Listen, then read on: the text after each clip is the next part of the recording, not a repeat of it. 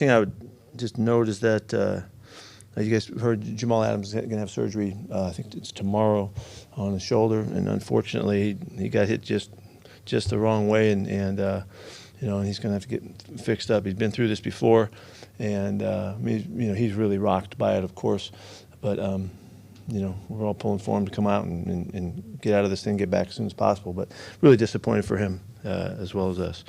Also, pretty exciting to see Travis Homer get named Special Teams Player of the Week, just because it was such a fun play for everybody and all that. But it really was just a statement about execution of the whole group and pulling the thing off. You know, a perfect play for us was pretty cool. And then also, I'm not kind of in the habit of making announcements, but Tyler Lockett named our representative for the Man of the Year competition. This really nice recognition for all the extraordinary things he does everywhere, but also back home in the Tulsa area. He's done a lot of really good things, and so we're real proud and happy for him.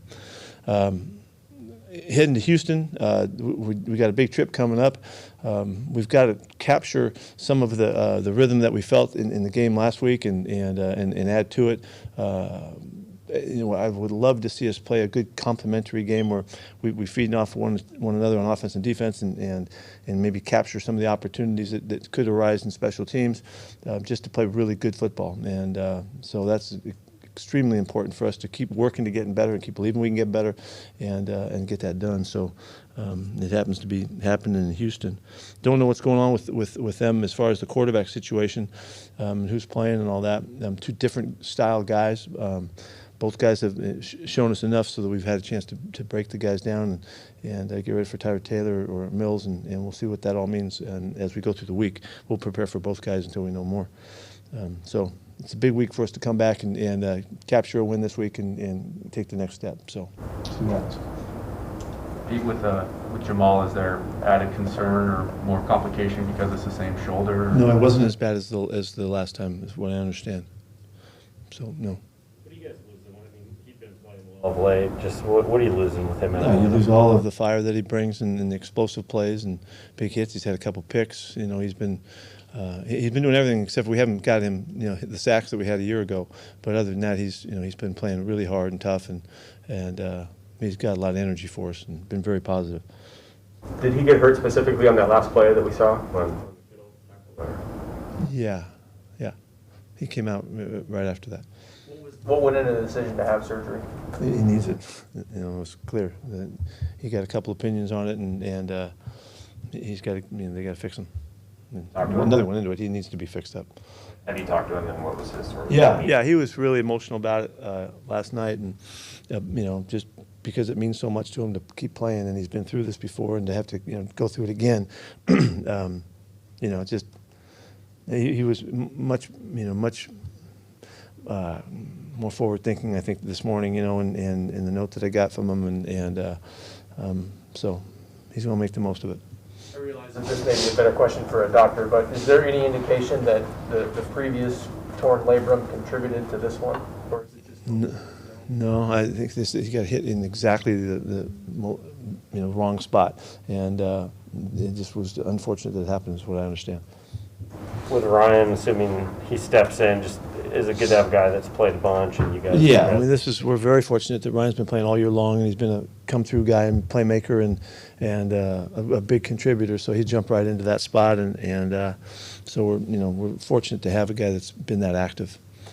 You've gotten to see him play a lot of snaps, but obviously he and Jamal are not the same player. Does that impact at all what you can or can't do schematically?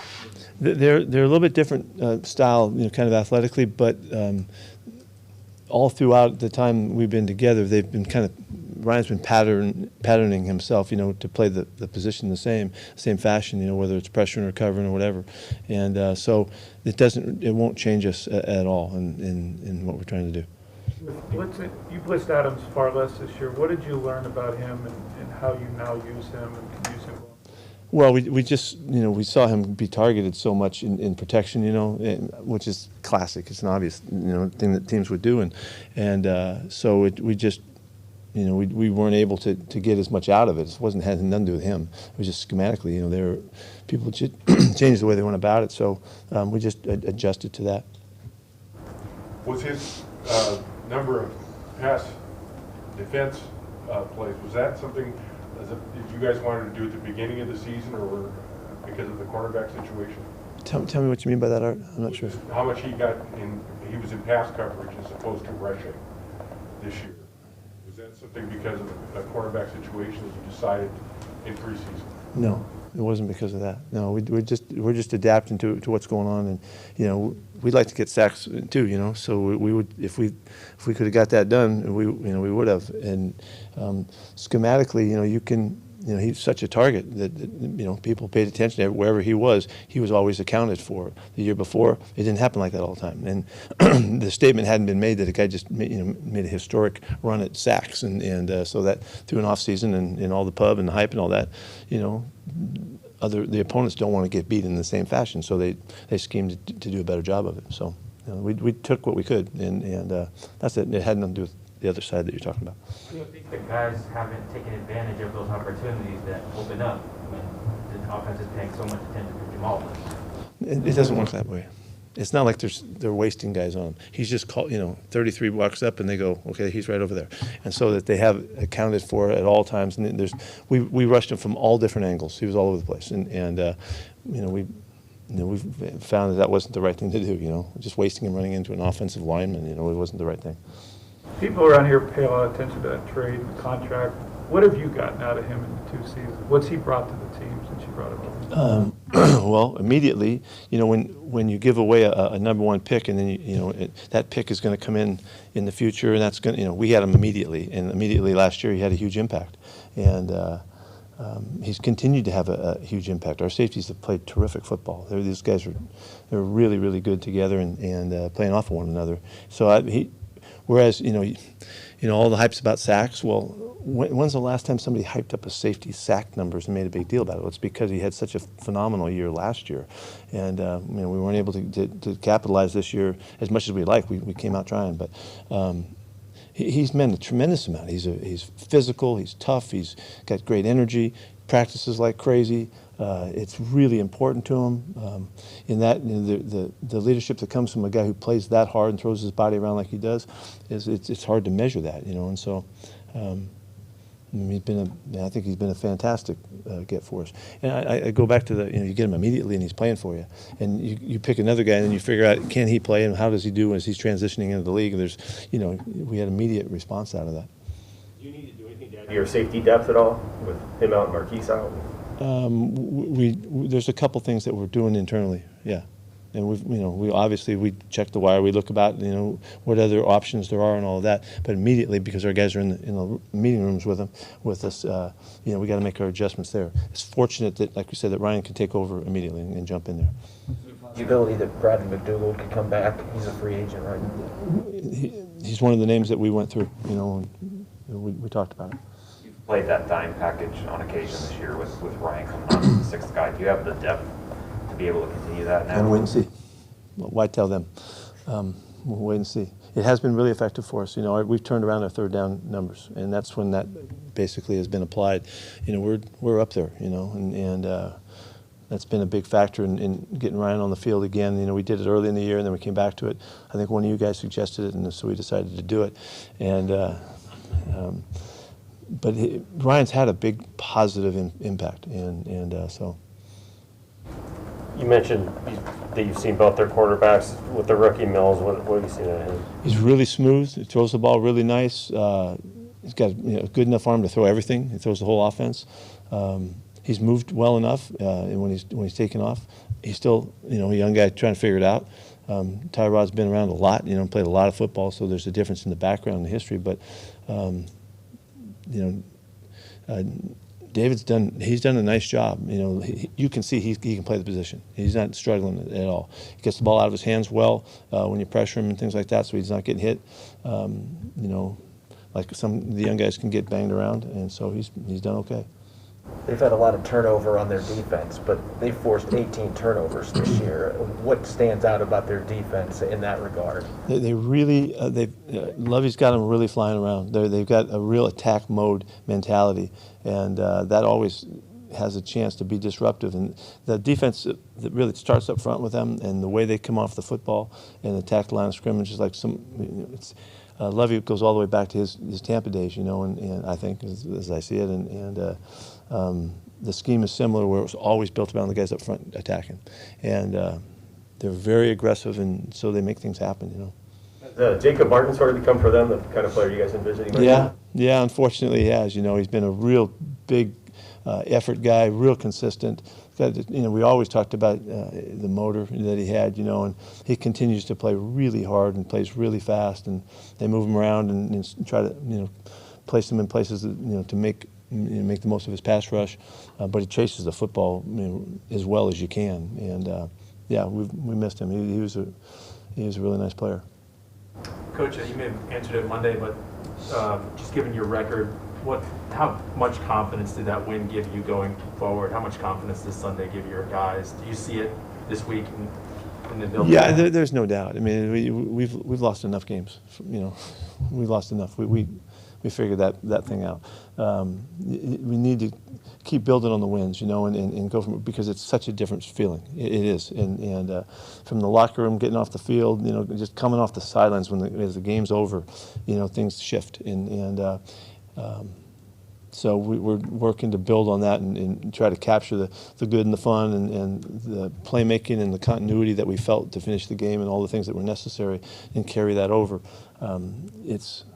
That whole thing is really, that's the art of building on it, and so that you can create momentum moving forward. We're going to try to do that. Is Alex Collins going to practice? Yeah. Matter of fact, he was ready to go. He feels better. The week off really did make a difference for him, and so that was the idea, that maybe we could gain a little bit if we held him out. And so far, from when we talked this morning, he feels considerably better. So he has a chance to be really active in this game plan.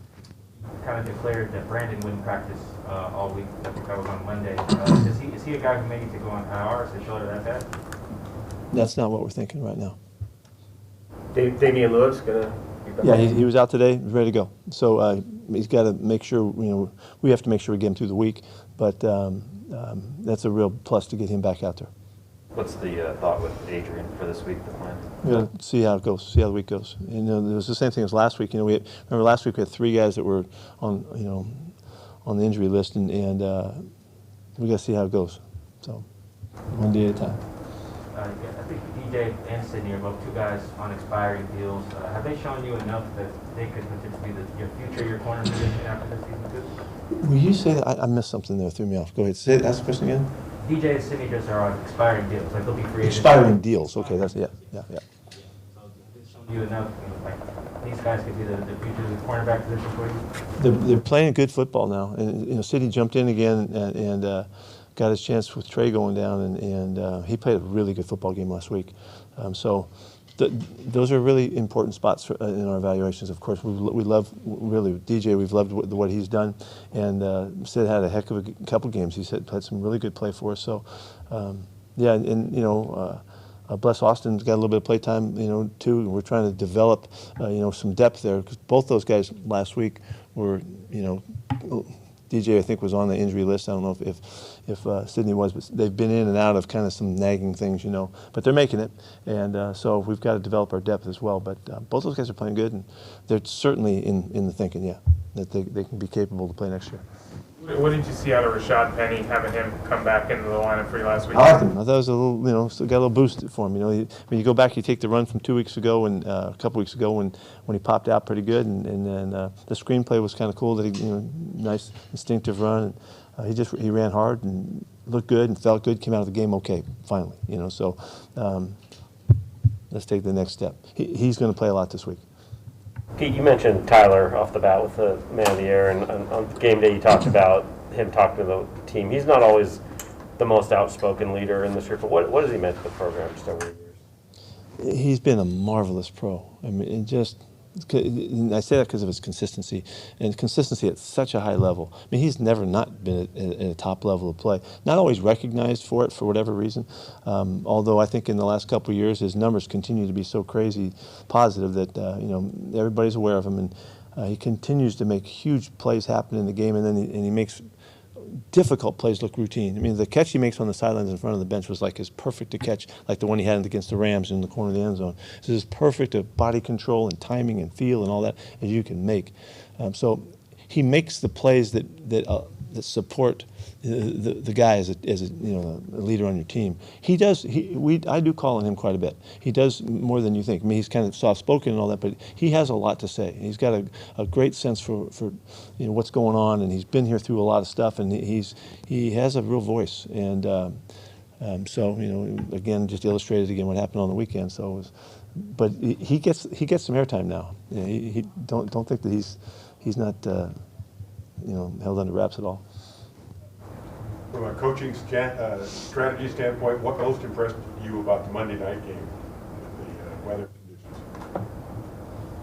I really like that game.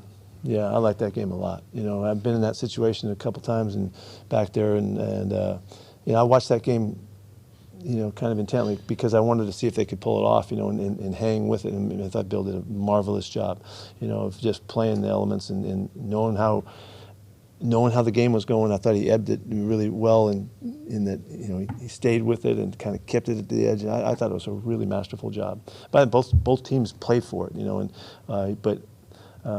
it reminds me of the Marv Levy days when we used to play there, and when Marv would go into the wind, he'd be in 2 tight ends, 2 backs, run the ball up the middle, and not even try to score. Just make sure that you made it through. Then the wind would, he'd shift with the wind, and boom, here you go after you. And so he wasn't. Coach Belichick didn't go that way. I mean, he went to the extreme with it, but he knows as well as anybody that's ever coached this game about the factor of the football. They're great at not giving the ball up, and they've been for years and years and years. It's always been at the heart of it, and I thought that was an incredible illustration of that, and he played off his defense really well. I mean, I thought it was a really cool game. I love that one. It's one for the coaches, maybe not for the fans. How's Kyle Fuller?